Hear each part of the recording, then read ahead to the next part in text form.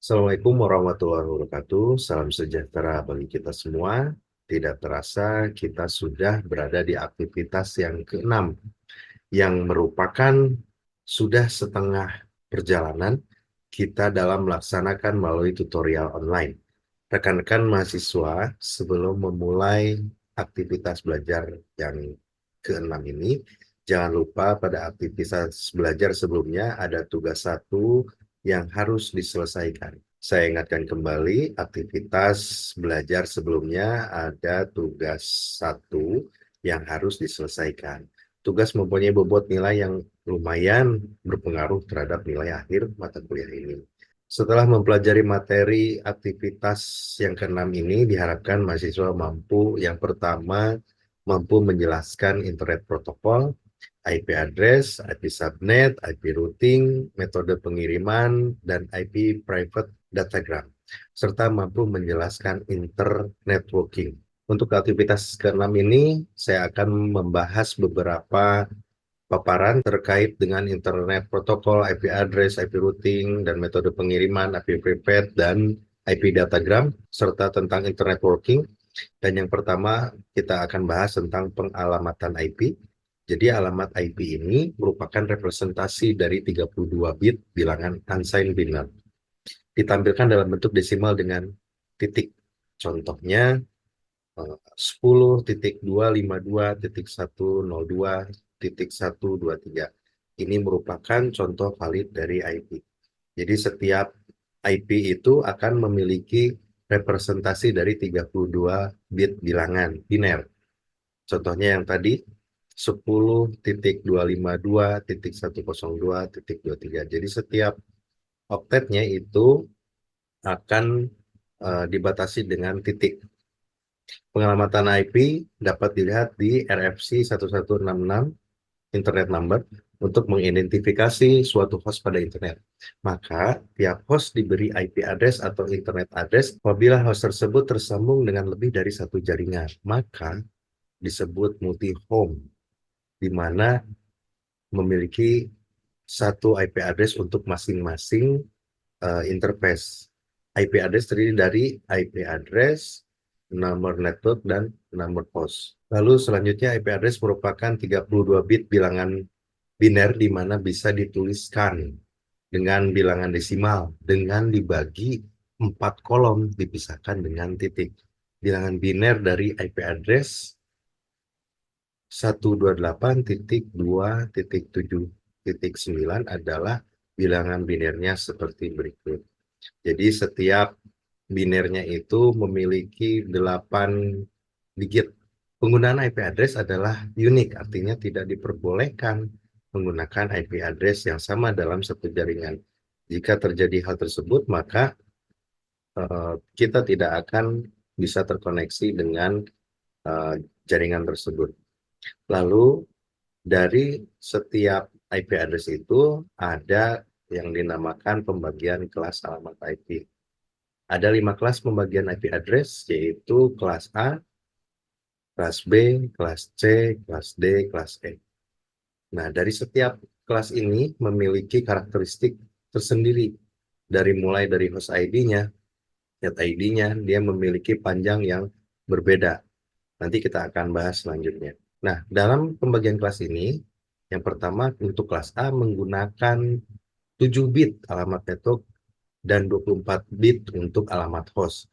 Dengan ini memungkinkan adanya 2/7-2 atau 126 jaringan dengan 2/24-2 jaringan dengan 2/24-2 host atau lebih dari 2 juta alamat. Lalu yang kedua, kelas B menggunakan 14 bit alamat network dan 16 bit untuk alamat host. Dengan ini memungkinkan adanya 2/14-2 jaringan dengan 2/16-2 host atau sekitar 1 juta alamat. Kelas C memungkinkan 21 bit alamat network dan 8 bit untuk alamat host. Dengan ini memungkinkan adanya 2/21-2 jaringan dengan 2/8-2 atau jaringan 2/8-2 host atau sekitar setengah juta alamat. Kelas D alamat ini digunakan untuk multicast. Kelas E digunakan untuk selanjutnya. Kelas A digunakan untuk jaringan yang memiliki jumlah host yang sangat banyak, sedangkan kelas C digunakan untuk jaringan kecil dengan jumlah host tidak sampai 254. Sedangkan untuk jaringan dengan jumlah host lebih dari 254 harus menggunakan kelas B. Jadi setiap karakteristik dari kelas ini penggunaannya pun atau nantinya diimplementasikannya pun akan sesuai dengan kebutuhannya. Jadi untuk kelas A, kelas B itu hostnya bisa menyediakan host yang banyak. Lalu kalau untuk kelas C itu tidak lebih dari 254. Jadi bisa dibayangkan bahwa kalau misalkan di seluruh dunia menggunakan kelas C itu tidak bisa. Karena hanya 254 host saja yang bisa digunakan. Nah, maka dari itu turunannya itu untuk digunakan di seluruh dunia itu menggunakan kelas A dan kelas B. Jadi kalau misalkan dianalogikan bahwa jika misalkan host yang banyak itu, misalkan kelas A diturunkan, kan tadi ada lebih dari 2 juta host yang bisa digunakan. Nah, itu diturunkan kembali di setiap hostnya itu menggunakan kelas B. Ada lebih dari 1 juta alamat. Nah, bisa dibayangkan berarti di tiap titiknya itu, dari setiap titik di kelas A itu memiliki satu host, memiliki 1 juta host juga, 1 juta alamat juga. Bisa dikalikan, 1 juta dikalikan dengan 2 juta host alamat. Gitu. Jadi akan banyak. Nah, pertanyaannya adalah bagaimana kalau misalkan semua titik host itu habis? Nah, maka dari itu nantinya ada konfigurasi khusus lagi atau mekanisme penentuan dari kelas di setiap hostnya. Itu bisa nantinya dipecahkan kembali menggunakan teknik-teknik pada routing. Nanti akan dipaparkan di selanjutnya. Lalu selanjutnya alamat dengan semua bit 0 digunakan untuk alamat jaringan atau network address. Contohnya 192.168.1.0. Nah, ini digunakan untuk menjadi network address sebagai IP utama alamat dari jaringannya. Lalu alamat dengan semua bit 1 digunakan untuk alamat broadcast atau broadcast address. Contohnya 192.168.1.255. Alamat loopback, alamat dengan IP 127.0.0.0 digunakan sebagai alamat loopback dari sistem lokal atau yang disebut atau biasa disebut dengan localhost. Selanjutnya kita akan membahas tentang IP subnet. Jadi perkembangan internet yang semakin pesat ini menyebabkan penggunaan IP semakin banyak dan jumlah IP yang tersedia semakin lama semakin habis.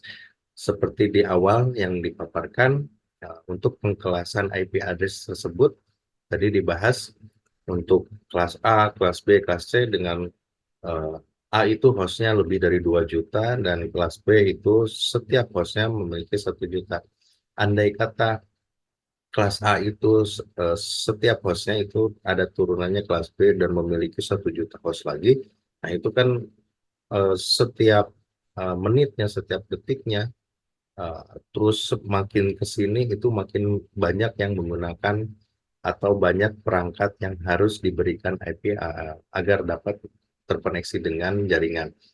Akan habis juga kan. Selain itu untuk pengaturan jaringan juga semakin besar karena jaringannya semakin besar. Untuk itu diperlukan pengecilan jaringan, yaitu cara membuat subnet atau biasa disebut dengan subnetting. Sehingga bentuk dasar dari IP berubah dengan pertambahan subnetwork atau nomor subnet menjadi nomor jaringan, nomor subnet, dan nomor host. Jaringan bisa dibagi menjadi beberapa jaringan kecil dengan membagi IP address dengan pembagiannya yang disebut sebagai subnet mask atau biasa disebut netmask. Netmask ini memiliki format sama seperti IP address. Untuk metode pengiriman dalam network itu ada 3 bentuk. Yang pertama broadcast. Jadi di broadcast ini pengiriman data dengan tujuan semua alamat yang berada dalam satu jaringan. Metode pengiriman data seperti ini disebut broadcast. Aplikasi yang menggunakan metode ini akan mengirimkan alamat broadcast. Contoh 192.168.255.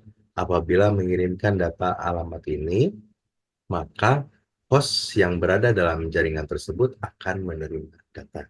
Yang kedua, multicast, pengiriman data dengan tujuan alamat grup dalam satu jaringan. Metode pengiriman data ini disebut multicast. Alamat ini menggunakan kelas D, sehingga beberapa host akan didaftarkan dengan menggunakan alamat kelas D ini.